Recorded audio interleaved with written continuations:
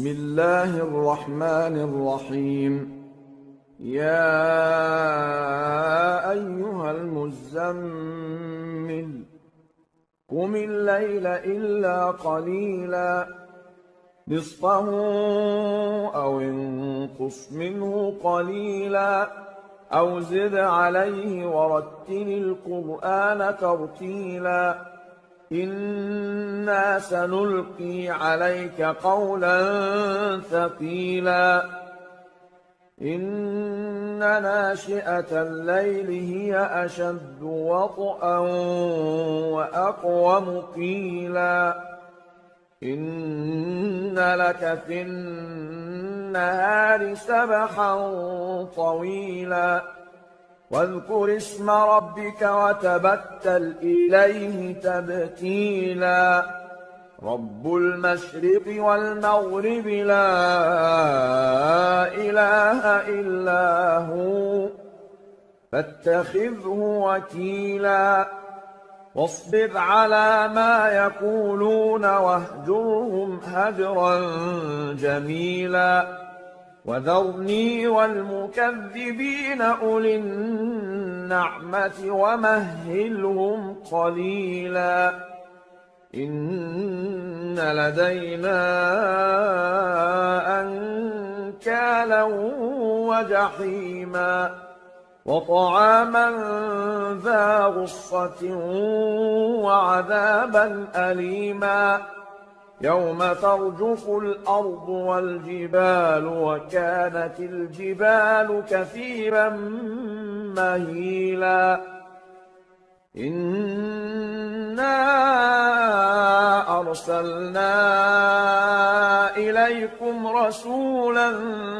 شاهدا عليكم كما أرسلنا إلى فرعون رسولا فعصى فرعون الرسول فأخذناه أخذا وبيلا فكيف تتقون إن كفرتم يوما يجعل الولدان شيبا السماء منفطر به كان وعده مفعولا إن هذه تذكرة فمن شاء اتخذ إلى ربه سبيلا إن ربك يعلم أنك تقوم أدنى من ثلثي الليل ونصفه وثلثه وطائفة من الذين معك والله يقدر الليل والنهار علم أن لن تحصوه فتاب عليكم فاقرؤوا ما تيسر من القرآن علم أن سيكون منكم مرضى وآخرون يضربون في الأرض يبتغون من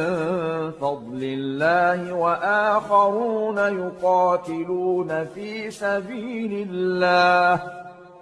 فاقرؤوا ما تيسر منه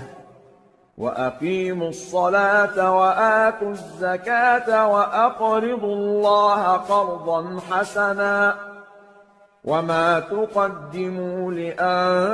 لأنفسكم من خير تجدوه عند الله هو خيرا وأعظم أجرا واستغفروا الله إن الله غفور رحيم